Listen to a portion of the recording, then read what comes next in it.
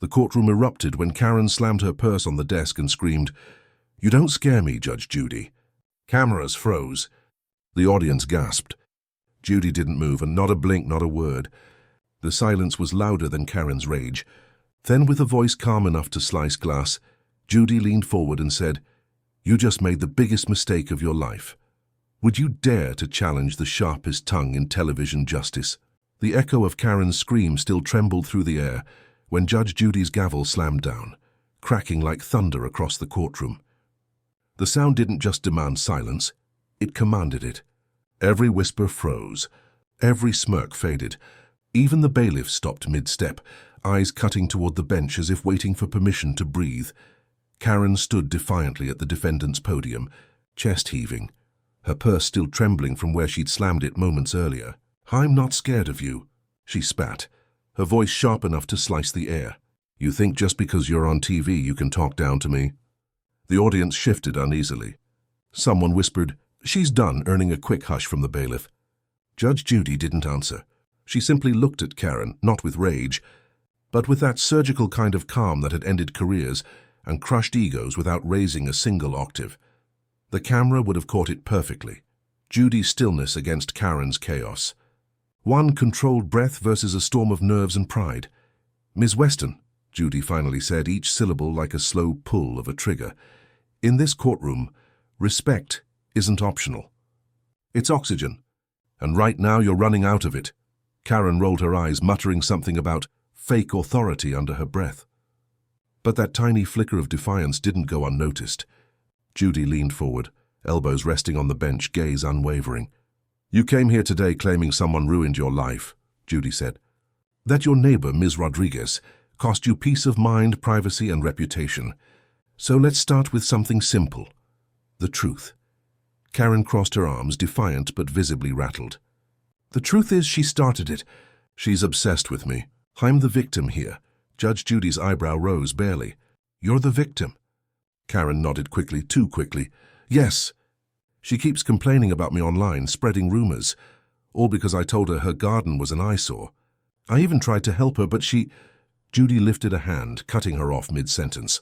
"You told her garden was an eyesore. And that was helping." A ripple of laughter swept through the audience, but Judy's stare instantly silenced it. The tension was electric.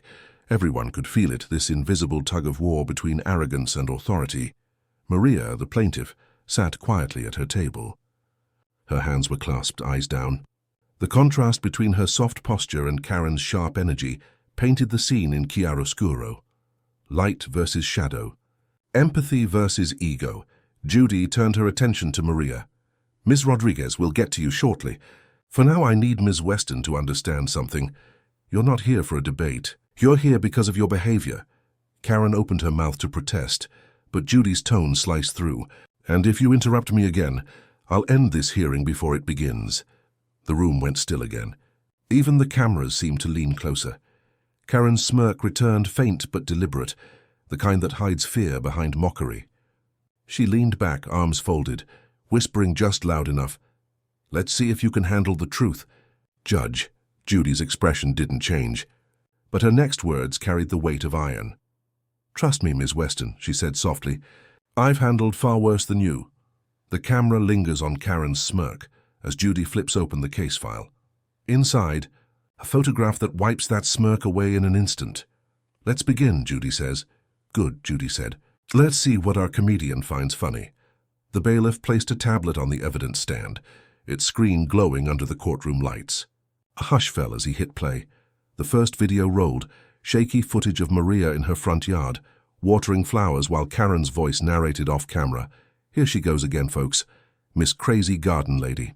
Someone tell her this isn't the Amazon rainforest." Karen's laughter filled the speakers, high, cutting, self-satisfied. The audience's expressions shifted from amusement to unease. Maria's head bowed lower with every word. When the video ended, Judy didn't speak. She simply tapped the edge of the desk once with her pen. "Play the next one."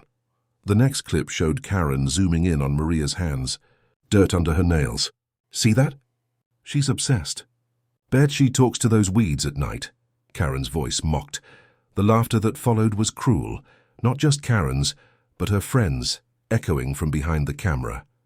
Maria's voice trembled. "My students saw that video, Your Honor. They teased me. I teach at a local elementary school." Judy's jaw tightened. So this wasn't neighborhood banter.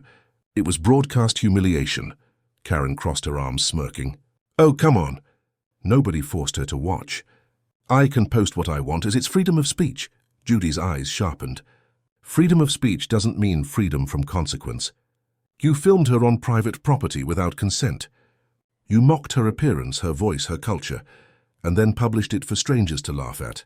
Karen flipped her hair. "It's public property if I can see it from my driveway." "Wrong," Judy snapped. "You can look, but you can't record and profit." The word profit made Karen's posture shift, barely but enough for Judy to notice. She tilted her head slightly, that almost imperceptible predator's gesture. "Ms. Weston," she said slowly, "how many videos did you post?" Karen hesitated. "I don't know." "Maybe 5 or 6, Maria whispered. 32. Judy's gaze swung toward her. 32? Maria nodded, pulling out a printed list. "I counted, Your Honor. 32 videos in total." She even made a compilation titled Neighbor from Nightmare Street. The audience gasped. Karen's smirk faltered. "Okay, so I got carried away. People liked it. It was trending." "I didn't mean enough." Judy's voice cut through the air like a blade. "You didn't mean to humiliate her 32 times? Karen's mouth opened, then closed again. Judy leaned forward, her tone lowering into something almost quiet, dangerous in its calm. "You say you were the victim, Ms. Weston, yet everything about your behavior screams bully. And if I find evidence that you earned $1 from those clips..." Karen blinked, thrown off. "What? What does money have to do with..." "It has everything to do with motive," Judy said. "You wanted attention. You wanted applause. But it seems you may have wanted income too." Karen froze, eyes darting toward the bailiff as he collected her phone. Judy held out her hand. "Let's check your phone records. Ms. Weston, let's see what you're so proud of." The screen fades to black as the sound of the bailiff's footsteps echoes. Toward the evidence table. The courtroom lights dimmed slightly as the bailiff placed Karen's unlocked phone onto the evidence stand. The faint hum of tension replaced the usual courtroom buzz. Everyone could feel it, that sense that something was about to break. Judge Judy gestured for the bailiff to connect the phone to the monitor. The screen flickered, then filled with thumbnails, dozens of video icons, each one a frozen frame of cruelty. Karen laughing, pointing, sneering. Maria's face caught mid-turn, unaware she was being filmed. Judy didn't look up. "You recognize these?" Karen crossed her arms. "They're my videos. They're public. Anyone can see them." "Good," Judy said, her tone deceptively calm.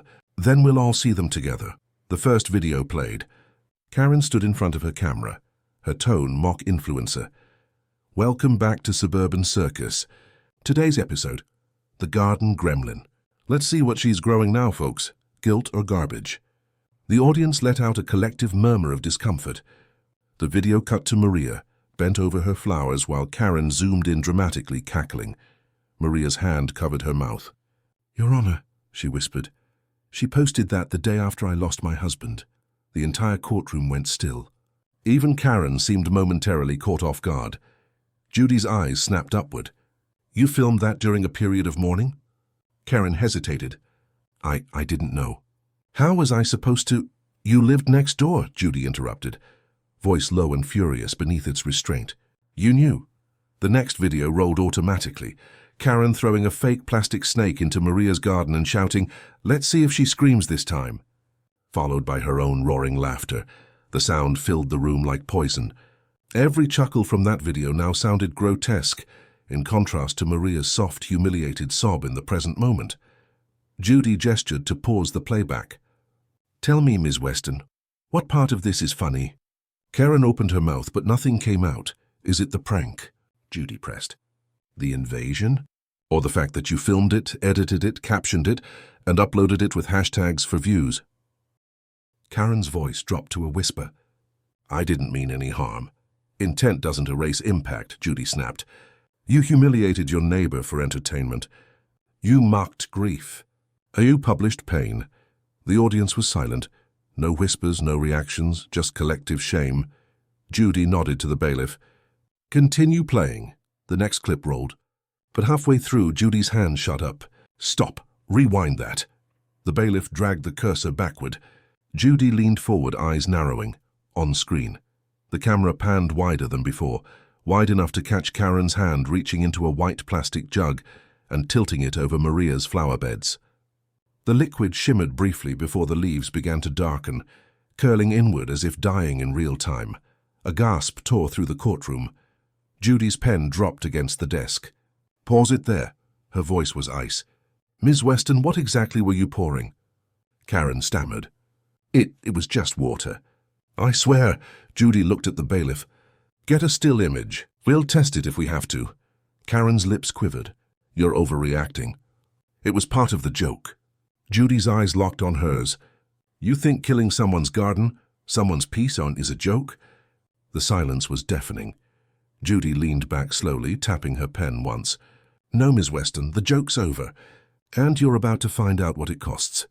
"Stop, rewind that," Judge Judy ordered again, her tone razor-sharp, cutting through the tension like a scalpel through silk. The bailiff's hand trembled slightly as he scrubbed backward on the timeline. The courtroom lights seemed dimmer now, as though the room itself understood the gravity of what was coming. The monitor froze, a paused frame of Karen leaning over Maria's flower bed, holding that white plastic jug mid-pour. Her grin wide, her phone camera angled just right for views. Judy pointed with her pen. "Play it slowly."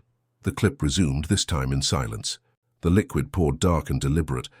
The flowers shimmered briefly before wilting under the chemical burn. Then came Karen's laughter, loud, unrestrained, echoing in the recording. The sound hit the courtroom like a slap. Gasps broke out from the audience. Maria's hand flew to her mouth, a small broken sound escaping her. The bailiff looked down, shaking his head. Even the cameraman adjusted his angle, as though unwilling to frame the cruelty. Judy didn't move. Only her eyes shifted, focused, deadly calm. "Pause it," she said again. The image froze on Karen's smirking face. "What was in that jug?" Judy asked quietly. Karen blinked, color draining from her cheeks. It wasn't what it looks like." Judy leaned forward. "It looks like bleach." Karen laughed nervously. "Okay, maybe a little bleach. But I didn't think it'd—" "You didn't think it would kill her plants." Judy's voice rose a fraction, her first real display of fury. "You trespassed onto her property, destroyed something she loved, filmed it, and then posted it online for entertainment." Karen's face hardened. "Oh, please. They're just flowers. She can plant new ones." "This is ridiculous." The audience erupted in murmurs of outrage. Judy lifted a hand. Silence fell instantly. Her voice dropped into that low, dangerous register that had made her famous. "Ms. Weston," she said, "what you did wasn't ridiculous. It was cruel, calculated, and public. You didn't just kill flowers. You mocked compassion. You turned humiliation into a hobby." Karen crossed her arms, her voice trembling between anger and panic. "You don't know what it's like. People expect content. If I don't post, I lose followers." "Followers?" Judy interrupted. "You're standing in a courtroom defending followers, while your neighbor's dignity was trampled for your amusement." Karen's mouth quivered but stayed shut. Judy turned toward the bailiff. "Do we have the timestamps for her uploads?" "Yes, Your Honor," he replied, flipping through papers. Each video was uploaded with ad placement enabled. "Revenue confirmed." That made Judy pause. Slowly, she looked back at Karen. "Ad placement," she repeated. "Meaning?" "You were paid." Karen swallowed. "Not much." "Just a few—" "So this wasn't a moment of poor judgment," Judy said, her tone now a scalpel. "This was a business. You monetized your neighbor's humiliation." The audience gasped again. Maria's eyes widened, tears spilling silently down her cheeks. Judy's pen tapped twice, once for emphasis, once for finality. "Ms. Weston, cruelty is bad enough. But cruelty for profit?" Karen looked down, her facade finally beginning to crack. It wasn't like that." Judy's gaze was unwavering. "Then you won't mind showing us your financial statements." "Every dollar earned from those videos." Karen froze. "My what?" "You heard me," Judy said.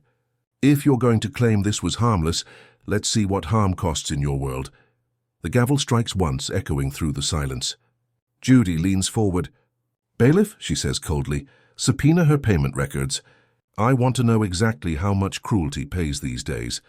The gavel struck once, not for silence but for gravity. Judge Judy's eyes lifted from the thick folder in front of her.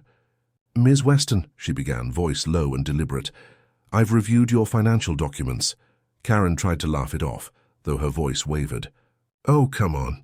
It's just a few bucks from YouTube." "Nothing serious." Judy tilted her head slightly. "A few bucks?" She flipped a page, the rustle echoing like thunder in the quiet room. "Let's define a few, shall we?" The bailiff stepped forward, handing Judy an itemized list. She read aloud. 32 uploaded videos. Average of 48,000 views each. Ad revenue totaling... She paused. $12,623, the audience gasped. Cameras zoomed in on Karen's face, the confident smirk fading into tight-lipped panic. $12,000, Judy repeated, emphasizing each syllable like a hammer to the nail. "That's not a few bucks, Ms. Weston, that's a business. A cruelty business." Karen's voice trembled. "That money went to bills. I'm a single mum. It's not like I'm rich." Judy raised a hand, stopping her mid-sentence. "Don't insult me with excuses. You didn't need money. You needed attention. That's what this was really about, wasn't it?" Karen blinked, stunned. "That's not fair." "It's not about fairness," Judy interrupted. "It's about accountability. You turned humiliation into entertainment. You earned ad revenue off a woman's pain, her private grief, her dignity." Maria sat quietly at her table, tears glistening but unshed. Her restraint said more than any outburst could. Karen's tone shifted from defiance to desperation. "Look, people liked it. I made them laugh. It's harmless fun." "Fun," Judy snapped. "You trespassed, vandalized, and mocked. There's nothing harmless about that. You built a brand on cruelty, and people rewarded you for it." The judge stood up slightly, leaning forward. Her voice softened, but the softness made it more dangerous. "Do you know why people watched you, Ms. Weston? It wasn't because you were clever. It was because cruelty is easy. And easy sells." Karen swallowed hard, her bravado slipping. "I didn't think it would get that big." "Of course you didn't," Judy said. "Because you never thought. You just posted." The audience murmured in agreement, the weight of truth settling like a storm cloud over the room. Then Judy turned to the bailiff. "We'll be submitting these financial records to the network. They can decide whether your content violated policy." Karen's eyes widened. "You can't." "I can," Judy said coolly. "And I will. You wanted exposure? Now you'll get it. The kind you can't monetize." The room fell silent again. Even Karen's breathing grew shallow. Judy tapped her pen against the desk, her tone calm again, almost surgical. "You've made $12,000 off this. Ms. Weston, I hope you enjoyed every cent, because after today, every one of them will remind you of what it cost someone else." Judy turned the folder around, facing Karen. "We're not done. There's still one piece of evidence you haven't seen, and it might change everything." The courtroom felt colder now, not in temperature, but in spirit. The kind of chill that doesn't come from air conditioning, but from realization. The gavel hadn't moved, yet the balance of power had already shifted. The once sympathetic murmurs from the crowd had turned to whispers of disgust. Karen could feel their eyes, hundreds of them. Judging, condemning, seeing her not as a victim but as a villain. Judge Judy flipped another page in the folder. Her tone was calm, but each word struck with surgical precision. "Ms. Weston, the network provided additional analytics. You didn't just post these videos. You promoted them. You paid for engagement." Karen blinked, confused. "What?" "No, I didn't," Judy interrupted, reading aloud. 3 sponsored boosts totaling $720, each targeting audiences under the tag Suburban Fails. Karen froze. That's not what it sounds like." "Oh, I think it sounds exactly like what it is," Judy said, leaning forward. "You advertised your cruelty. You weren't caught in a moment of bad judgment. You orchestrated one." The crowd gasped audibly this time. A woman in the second row whispered, "She's awful." Someone else muttered, "Monster." Karen whipped around, glaring at them. "You don't know me," she snapped, voice cracking. "You've all done worse." But her voice bounced back in echoes of silence. No one came to her defense. Judy didn't react. She simply waited for the noise to die down, her patience a punishment of its own. Then, with deliberate slowness, she asked, "Do you know what I find most interesting, Ms. Weston?" Karen crossed her arms. No, but I'm sure you'll tell me. Judy smiled, the kind of smile that didn't reach her eyes. That despite your arrogance, you seem surprised people finally see you for who you are. The internet gave you applause for being cruel, but the world outside that screen, it doesn't clap for bullies. Karen looked down, jaw tightening, her smirk flickering like a dying flame. Maria finally spoke. I never wanted this, Your Honor. I just wanted her to stop. I didn't even sue for money, just for peace. That line hit the courtroom like a moral bell. The audience softened toward Maria instantly. You could see it in their faces, the shift from outrage to empathy. Judge Judy turned her gaze back to Karen. You see that? That's dignity. Something you traded for likes. Karen's voice broke, defensive and trembling. You don't get it. This is how the internet works. People love drama. They don't care who gets hurt. Judy nodded slowly. You're right. They don't care until they see the face behind the damage. She paused, eyes piercing through the silence. And now they have. Karen's chin quivered. You're twisting it. No, Judy said softly. I'm untwisting it, finally. The audience, silent moments ago, began to murmur again, but this time in solidarity with Maria. The tide had turned. Karen could feel it. Even the cameraman, still filming, adjusted his shot to center on Maria, the quiet symbol of grace amid noise. Tell me in the comments, would you call this justice or cruelty? Judy closed the folder. We're not finished yet, Ms. Weston. There's someone else who has something to say about your little enterprise. The courtroom door creaked open as a man in a gray suit stepped inside, holding a folder marked Witness Statement. The side door opened with a slow, deliberate creak, the kind that seemed to pull every pair of eyes in the courtroom toward it. A man stepped in, tall and nervous, his fingers clutching a manila folder as if it might burn him. The bailiff guided him to the front. Judge Judy didn't look away from Karen as she said, State your name for the record. He swallowed hard. Jason Cole, Your Honor. Karen's head snapped toward him. Jason, what are you doing here? Her tone wasn't surprised, it was scared. Judy caught that reaction instantly. You know the witness, Ms. Weston. Karen's voice dropped to a whisper. He's my friend. Jason's eyes darted toward her, guilt heavy in his expression. I used to be, he said quietly. The audience murmured. Judy's eyebrow rose. Used to be? Jason nodded. I worked with Karen on her videos. I filmed most of them. A collective gasp rippled through the courtroom. Cameras zoomed in on Karen's face, her fake calm faltering as the truth walked right up to her. Let me get this straight, Judy said, folding her hands. You were the cameraman behind Suburban Circus. Yes, Your Honor. His voice was shaking now. I started helping her because she said it was harmless fun, just skits. I didn't know it would turn into this. Karen's voice cracked, defensive and pleading. You're lying, Jason, don't do this. Jason looked down, shame tightening his shoulders. I wish I was lying. He opened the folder and handed it to the bailiff. These are screenshots, messages, and scripts she wrote. She planned everything. Every video was scripted. She told me what to say, how to make it look like Maria was overreacting. Judy leaned forward. Scripts? Jason nodded. She even had outlines for reactions. When to zoom in, what kind of music to use, how to make Maria look crazy. She called it storytelling. The judge's pen froze above her notepad. Storytelling, she repeated, her tone dripping with irony. Karen's face twisted. You told me you deleted those. Jason's voice trembled. I couldn't. I felt sick, Judge. Watching Maria cry, watching it get worse online. I wanted to quit, but Karen said I'd get exposure. Judy blinked once sharply. Exposure, Jason nodded. That was my payment. The audience gasped again. Karen slammed her hands on the table. You're doing this for attention. You're jealous because my channel blew up and yours didn't. Judy's gavel hit hard, once, twice. Enough. Her voice filled the room like a commandment. You filmed cruelty, Mr. Cole, but at least you had the courage to come clean. Ms. Weston, however. She turned toward Karen. You used people. Even your friends. Karen's voice dropped to a snarl. He's lying. Jason's eyes filled with tears. I'm not.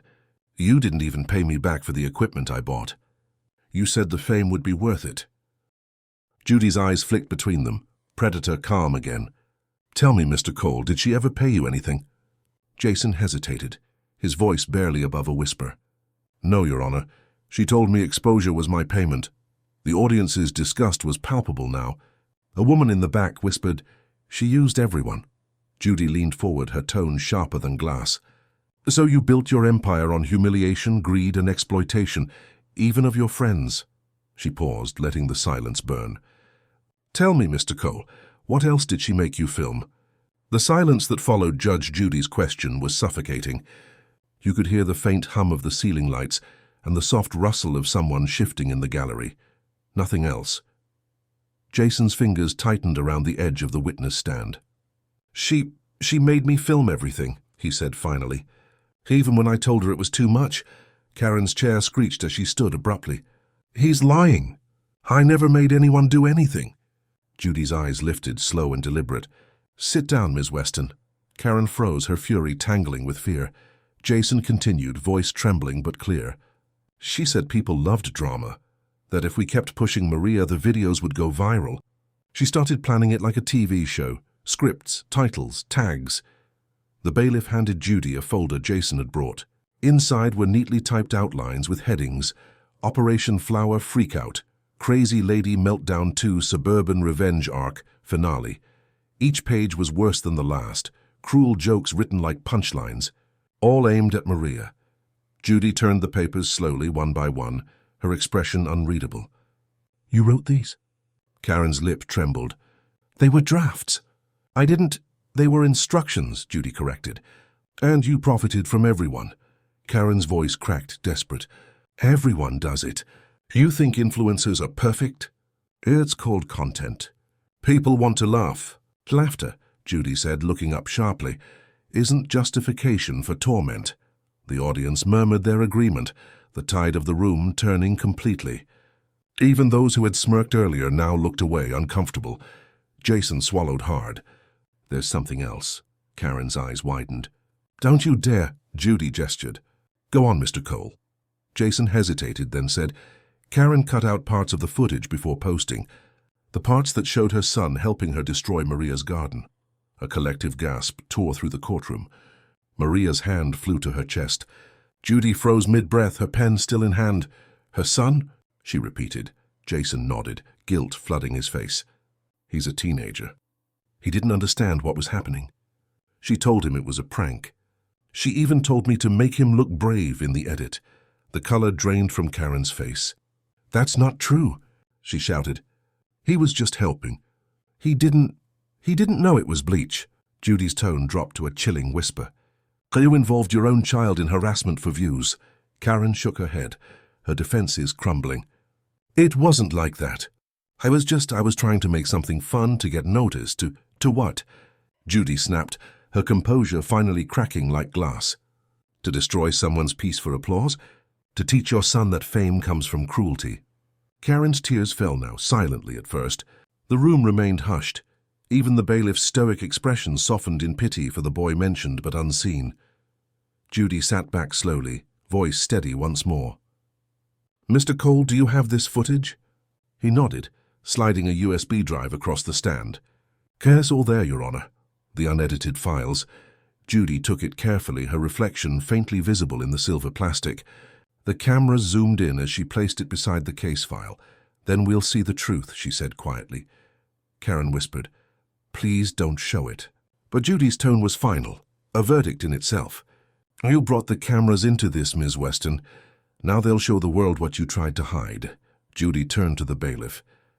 "Load the footage. We'll all watch, every second." As the lights dimmed and the monitor flickered to life, Karen's whisper echoed faintly through the silence. "Please, not him." The courtroom lights dimmed once more, bathing the space in the blue glow of the monitor. Even the audience seemed to hold its breath. Judge Judy's voice broke the silence, steady and sharp. "Play the footage." The bailiff pressed play. The screen flickered to life. Grainy backyard footage. The late afternoon sun casting long shadows across Maria's garden. You could hear Karen laughing behind the camera, that same cruel, self-satisfied tone. "Come on, honey, don't be shy." "Just pour it right there," a boy's voice followed, nervous. "Are you sure, Mom?" Karen's laughter. "Of course. It's just a prank. We'll clean it up later. Now smile for the camera." The audience gasped. The sound of the bleach pouring hit like acid on nerves, slow, deliberate, final. The flowers wilted in seconds, the camera zooming in as Karen giggled off-screen. The boy hesitated, then smiled weakly, trying to please her. Judge Judy's hand tightened around her pen. Maria sat frozen, tears streaming silently down her cheeks. Even Jason, the cameraman, looked away. Karen's voice, now faint and trembling, broke through the tension. I didn't know that clip still existed." Judy turned to her, tone low and deadly calm. "You didn't delete it." I thought I did," Karen stammered. "It wasn't supposed to what?" Judy snapped, eyes flashing. "To show the truth?" The footage continued. Karen could be seen taking the jug from her son and adding the last pour herself, laughing louder this time. Then she leaned down to whisper to him, words the microphone barely caught. "This one's gonna blow up online." When the clip ended, the silence was absolute. Not a cough, not a whisper. Only the soft hum of the monitor. Judge Judy's voice cut through it like a blade. "Turn the lights back on." The room blinked back into brightness, revealing faces pale with disbelief. Karen looked small now. Her posture collapsed, mascara streaking down her cheeks. "It wasn't supposed to be like this," she whispered. "He just wanted to help me. I didn't think it would hurt anyone." Judy stared at her for a long moment before speaking. "Ms. Weston, you didn't just hurt your neighbor. You taught your son that humiliation is entertainment. That cruelty earns applause." Karen shook her head, tears falling freely. "No, I didn't. I was trying to connect with him. We were having fun." "Fun?" Judy repeated, her voice now trembling with contained fury. That boy looked terrified. "He wasn't having fun. He was following your lead, trying to earn your approval." The camera zoomed in on Judy's face, the steel in her eyes, the restraint in her tone. "Do you have any idea what you've taught him about empathy, about consequences, about right and wrong?" Karen's lips trembled. "I just wanted people to see me." "Congratulations," Judy said coldly. "They're seeing you now." A murmur of agreement rippled through the audience, quiet but certain. "If you were the judge, would you show mercy to a mother blinded by fame, or make her face the consequences she taught her child to ignore?" Judy leaned forward, her tone softening but her gaze still fierce. "Miss Weston, accountability isn't just yours anymore. Your son deserves the truth, and he's going to hear it, from you." The color drained from Karen's face. He's here?" The bailiff nodded, gesturing toward the back row, where a teenage boy sat. Pale and motionless, staring at the floor, the air in the courtroom turned unbearably heavy as Karen's teenage son rose from the back row. He looked frozen in place, pale, wide-eyed, his shoulders drawn in as if trying to disappear into himself. The room went silent, the kind of silence that makes every heartbeat sound like thunder. Judge Judy gestured gently. "Bailiff, please bring the young man forward." Karen shook her head, panic rising. "No, please, he doesn't need to be part of this." Judy's gaze didn't soften. "He already is part of this, Ms. Weston. You made sure of that when you pointed the camera his way." The boy approached the stand, his sneakers squeaking against the polished floor. He looked at the judge, then at his mother, then back again. His voice was barely a whisper. "Do I have to talk?" Judy's tone shifted, calm and patient. "Only if you want to, sweetheart. But I think your mother needs to hear something, and maybe you do too." Karen's voice cracked. "He's a kid. He didn't understand what we were doing." Judy turned to her, eyes sharp but steady. "Then now's the time for him to understand." The boy hesitated, staring down at his hands. "I thought it was just a prank," he said softly. "Mom told me it was funny. She said Ms. Rodriguez wouldn't care. But when we did it, she looked so sad." Maria covered her mouth, tears spilling freely now. Even the bailiff turned his eyes downward. Karen's breath hitched. "I didn't mean to hurt anyone," she whispered. "I was just trying to spend time with you." Her son's voice trembled. "Then why did you laugh when I cried after the comments?" Karen froze. The audience gasped. Judge Judy's brow furrowed slightly, but she didn't interrupt. She knew truth when it was walking its way into the light. The boy continued, eyes glistening. "They found my name from your videos. They called me cruel, a monster. I didn't even go to school for a week. Karen covered her mouth, whispering, "Oh my God." Judy's voice dropped to a near whisper. "You made your own child a target, Miss Weston, all for attention." Karen looked broken now, her defiance gone, replaced by something hollow. "I just wanted people to see me," she said again, the words limp with shame. Judy shook her head. "They saw you. But so did he. And what he saw was a parent choosing strangers' approval over his respect." The boy's voice cracked. "I just wanted you to stop." Karen reached toward him, trembling. "I'm sorry, baby." But he stepped back, eyes full of pain that words couldn't reach. The silence that followed was unbearable. You could almost hear the collective heartbeat of the room, pity, anger, disbelief. Judy let the moment hang before speaking, her tone steady, judicial, but softer than it had been in hours. "Ms. Weston, I'm not here to humiliate you, but I am here to make you face what you've done. Not just to Ms. Rodriguez, but to your son." Karen nodded faintly, tears spilling unchecked. Judy's pen touched the desk, a soft click echoing through the room. "He deserves the truth," she said quietly. "And you're going to tell it, right here, right now." The camera zoomed in on Karen's trembling face as Judy leaned forward, eyes unyielding. "Tell him what you really did, what and why." Karen stood frozen in the defendant's box, her reflection trembling in the polished wood beneath her hands. The world had gone quiet. The crowd, the cameras, even the hum of the lights. Only the sound of her shallow breathing filled the space. Judge Judy's voice broke the stillness, calm but commanding. "Ms. Weston, your son deserves the truth. This is your moment. Don't waste it." Karen's lips parted, but no sound came out. For a long moment she stared at her son, the boy she'd used as a prop, the child who had once laughed freely before all of this began. His eyes, wide and wet, held no anger, just confusion and something worse, disappointment. Her voice finally cracked through the silence. "I didn't mean to hurt anyone," she whispered. "I thought if I could make people laugh. If they saw me, maybe they'd stop ignoring me." Judy's brow furrowed. "Who was ignoring you, Miss Weston?" Karen's voice trembled as tears gathered. "Everyone. After my divorce, after I lost my job, it felt like I disappeared. The internet, it noticed me. People laughed, commented, shared. For the first time in years, I mattered." Her son's lip quivered. "Even if it meant hurting someone?" Karen's knees seemed to buckle, and she leaned against the desk. "I told myself it wasn't real, that it was just jokes. I thought everyone did it. I didn't think about how it felt to be on the other side of the screen." Maria sat motionless, her face streaked with tears, but her eyes full of quiet strength. Judy glanced toward her, then back to Karen. "So you decided the way to feel seen was by making someone else invisible?" Karen nodded slowly, her mascara smudging as she spoke. "Yes, I was jealous. Of her kindness, her calm. She had everything I didn't, peace, respect. I thought if I tore her down, I'd feel taller." The courtroom was silent except for the distant hum of the air vents. Judge Judy leaned forward, voice low but heavy with conviction. "You don't climb out of your own pain by throwing others into it." Karen's tears fell freely now.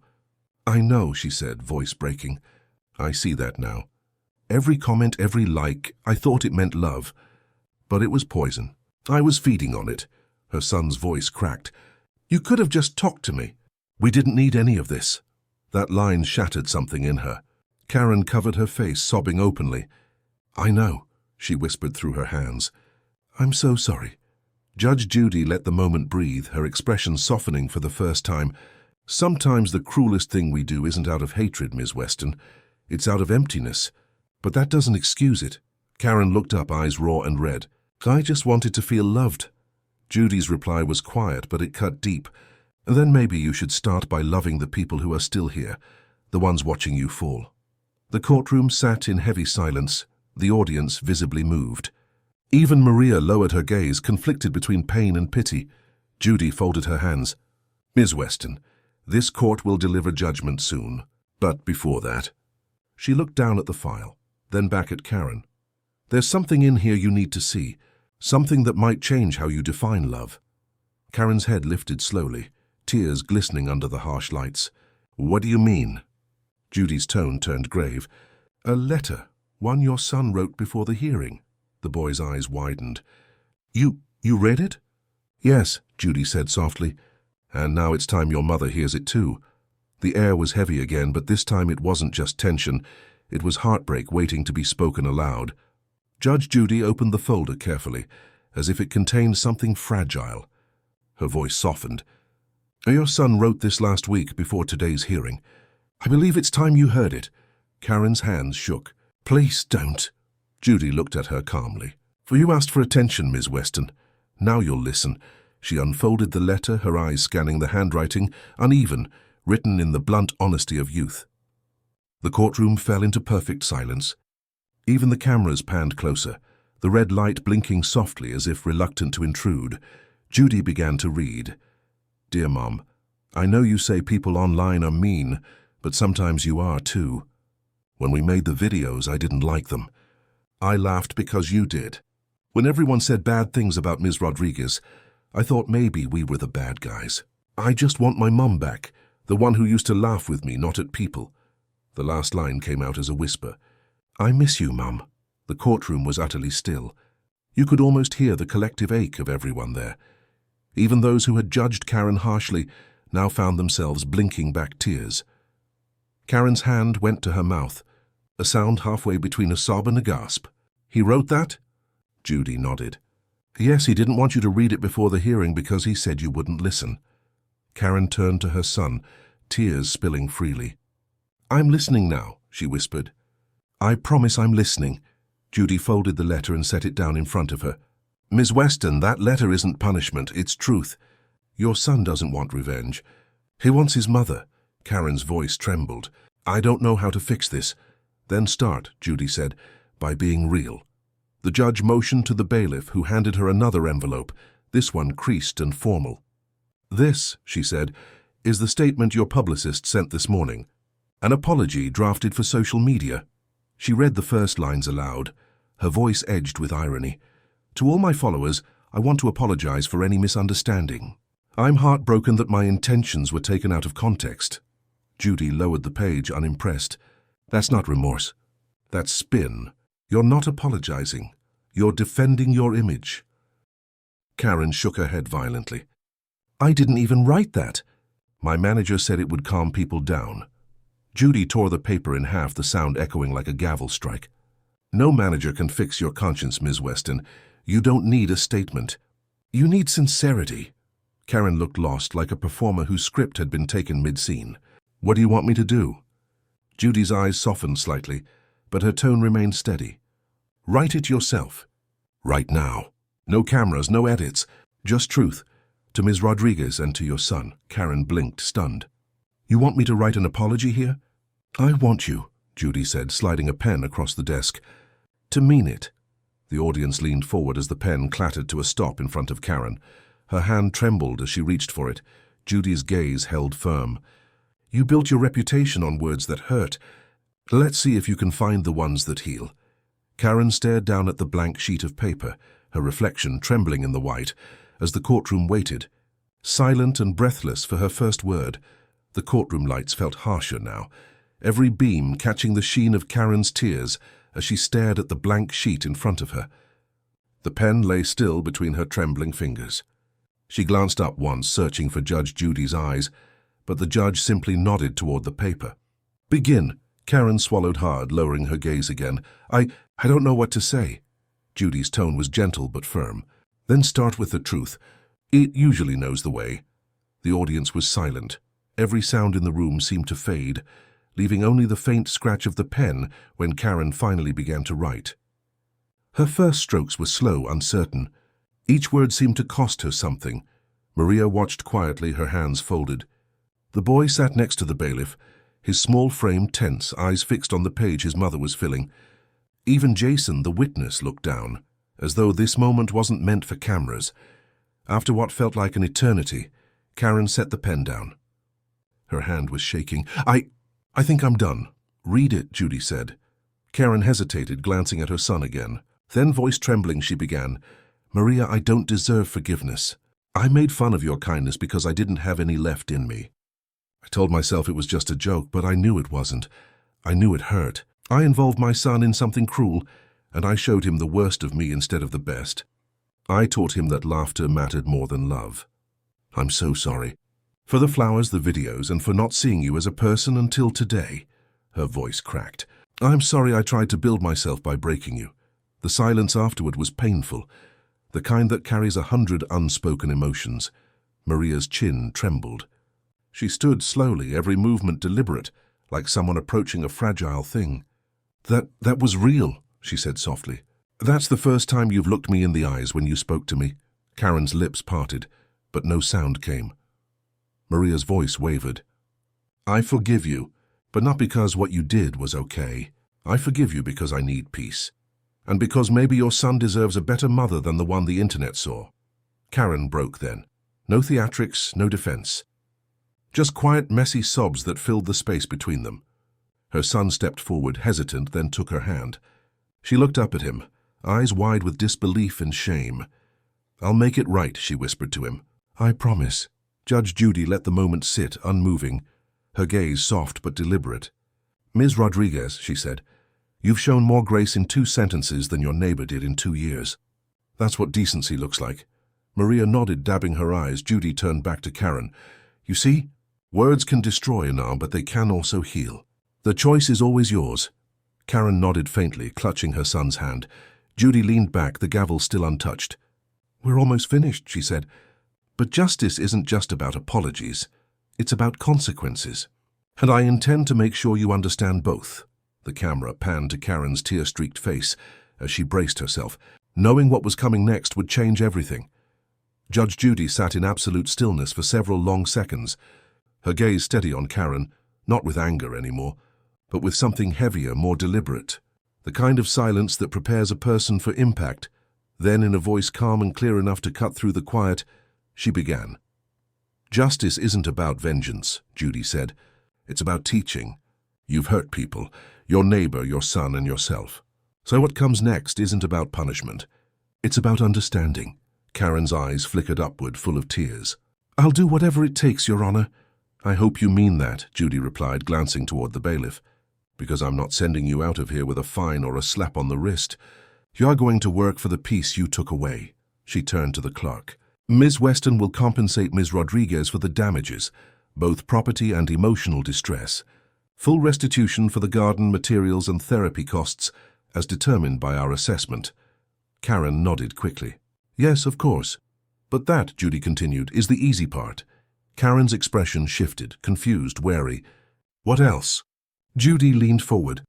"You'll spend the next 6 months volunteering at a community center that teaches social media literacy. You'll speak to teenagers about what happens when entertainment crosses into exploitation. You'll tell them exactly what you told us here, how you destroyed someone's dignity to feel relevant." Karen froze, the weight of the sentence dawning on her. "You want me to talk about what I did?" "Yes," Judy said. "Because that's the only way you'll stop hiding from it. You turned cruelty into a brand. Now you'll turn accountability into a lesson." The audience murmured, some nodding in agreement. Even Maria seemed moved, wiping away quiet tears. Karen's son squeezed her hand gently, whispering, "You can do it, Mom." Her voice cracked. "I don't deserve that kind of forgiveness."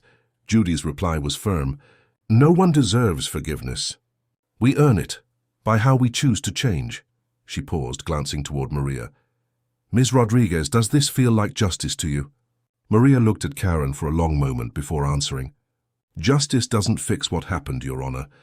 But if this helps her become better, if it stops her from hurting someone else, then yes." "It feels right." Judy nodded once, solemn. "Then that's the order of this court." The gavel struck once. The sound carried more than authority. It carried release. Karen bowed her head, sobbing quietly, while her son leaned against her shoulder. The audience exhaled, as though they'd all been holding the same collective breath. Judge Judy rested her hands on the bench, voice softening to a near whisper.